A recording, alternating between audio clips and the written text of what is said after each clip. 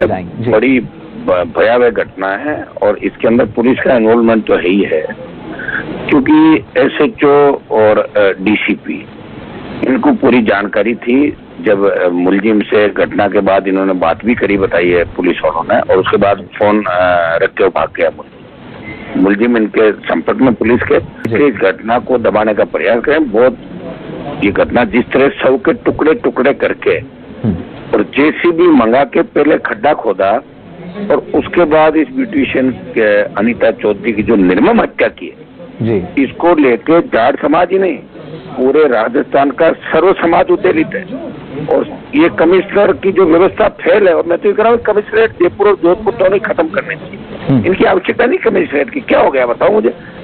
ये जो जिस तरह डीसीपी आया है उसके बाद 11 बलात्कार हुए हैं और मासूम बच्चों के साथ बलात्कारी घटनाएं तो बड़ी रोज रेप की घटनाएं हो रही। ऐसे लोगों को फील्ड पोस्टिंग कैसे दे रहे हो आप बताओ।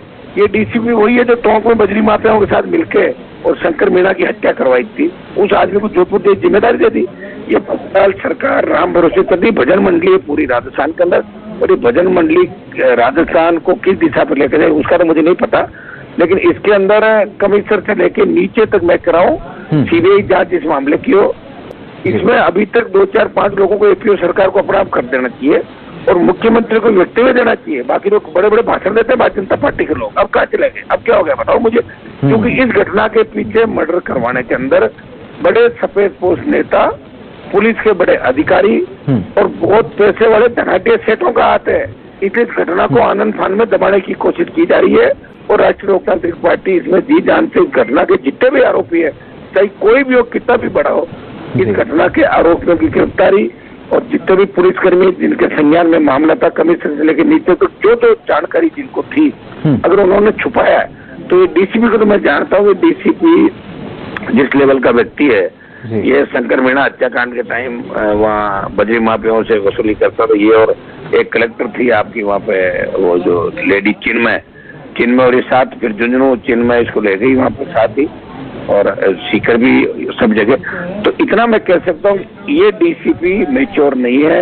ऐसे व्यक्तियों को ऐसी फील्ड पोस्टिंग नहीं देनी चाहिए और कमिश्नर को इस मामले में आगे होकर बात करनी चाहिए। कमिश्नर ने अभी इन लोगों से परिजनों से बात भी नहीं की और इस तरह मतलब आप बताओ कमिश्नर प्रणाली का क्या औचित्य है। कमिश्नरेट मैं तो कह रहा हूँ जयपुर जोधपुर दोनों कमिश्नरेट खत्म होने की आवश्यकता ही नहीं है। दुनिया भर के इनको पावर दे दिए खुद, ये जिस तरह इनका व्यवहार रहता है लोगों के प्रति ठीक नहीं है। और कमिश्नरेट बनने के बाद अपराध बढ़े दोनों जगह। ठीक बात है। कमिश्नरेट इसलिए बनाए कोई अपराधों का अंकुश रखे। कहाँ है ये कमिश्नरेट में बैठे आधे दर्जन से ज्यादा तो पुलिस अधिकारी खुद जमीनों का धंधा करता है। सारे प्रॉपर्टी डीलर बन के बैठे हैं। भाई कौन रखवाली करेगा जनता की, आम जनता की कौन रखवाली करेगा। इसमें पुलिस का बहुत बड़ा इस मामले के अंदर फोकस है और कई पुलिस अधिकारी इसके अंदर लपेटे के अंदर आ जाएंगे। सफेद पोस्ट नेता भी आएंगे, भारतीय जनता पार्टी के बड़े नेताओं को भी हाथ इसके पीछे होता है। और ये जो परिजन बैठे हैं जिस ताकत के साथ उनको कल डराया धमकाया, एम्स के अंदर इनको बैठने नहीं दिया। एम्स इनके घर का थोड़ा ही है। अब मैं जब आऊंगा जब रोकने में दें कहाँ कौन जाए। परिजनों के साथ पूरा राजस्थान खड़ा है और इसमें सरकार को भजन लाल को देखते हुए देना चाहिए। भारतीय जनता पार्टी के बड़े मंत्रियों को वहां जाके और मौका मुआयना करके बात रखनी चाहिए अगर इनके अंदर इंसानियत है तो। नहीं तो हम तो ये मानेंगे कि इंसानियत नहीं है। कोरोना में भी मोदी जी ने 50 लाख लोगों को मार दिया था देश के अंदर। किस तरह लोग मरे थे, कोविड फैला। शर्म इन लोगों को है नहीं, बीजेपी के लोगों को। हर बात पे ये अपना काम निकालते हैं और दिल्ली दरबार में जाके इन बड़े बड़े मंत्रियों की मैं औकात देखता हूँ, क्या औकात है इनकी। किस तरह हमेशा मोदी की बारी है, मतलब हाथ बांधे हुए खड़े रहने की औकात जानता हूँ सबकी। कैबिनेट मंत्रियों की क्या हैसियत है, स्टेट मंत्रियों की औकात क्या है, सीएम की क्या औकात है, लोकसभा अध्यक्ष की क्या है, मैं तो सबकी हैसियत जानता हूँ भाई। इनकी हैसियत नहीं है। 2 व्यक्ति दिल्ली से पूरे देश को चला रहे हैं। इसलिए बने देश के अंदर आने वाले समय में आप देखना कि देश किन हालातों से गुजरेगा, इसमें आप और हम कोई नहीं बचेंगे। मैं फिर आपको बताता हूँ लोकतंत्र खतरे के अंदर है। ये इसी की आट है कि एक पत्नी के जितने टुकड़े हुए कटर मशीन से काट के उसको जेसीबी से खड्डा खोद के सरेआम काट दिया और अभी तक कोई व्यक्ति भारतीय जनता पार्टी का बोलने को तैयार नहीं है, इनसे बात करने को तैयार नहीं है। तो भजन लाल का व्यक्तित्व आना चाहिए ऐसे मामले में। अगर बीजेपी को वोट चाहिए होते वहां पे फटाक से मामला बढ़ा के दौड़ने लग जाते हैं। चूंकि जाट समाज की महिला है, किसान की बेटी है, लेकिन किसानों के प्रति इनका दर्द नहीं है। जाट समाज के प्रति इनका ऊपर से कहना कुछ करना कुछ।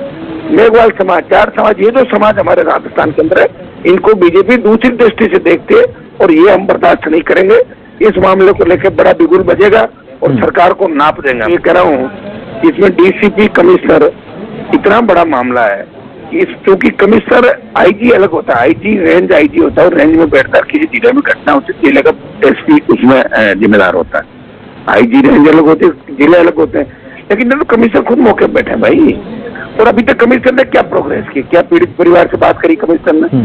तो नीचे के स्तर पे आप बताओ, जाट समाज का मामला है तो वो जाट अधिकारियों को भेज देंगे, ऊपर पोल लेंगे जाके उनको, साहब हम समाज से ऐसे काम थोड़ी चलेगा समाजों से। ये घटना जो घटित हुई है किस दिशा में राजस्थान को देखी चली? क्या ब्यूटिशियन की हत्या इसलिए की गई कि इसके पीछे और मामला तो नहीं कोई? यही तो देखना है सारा भाई, यही तो देखना है कि आखिर मामला क्या था।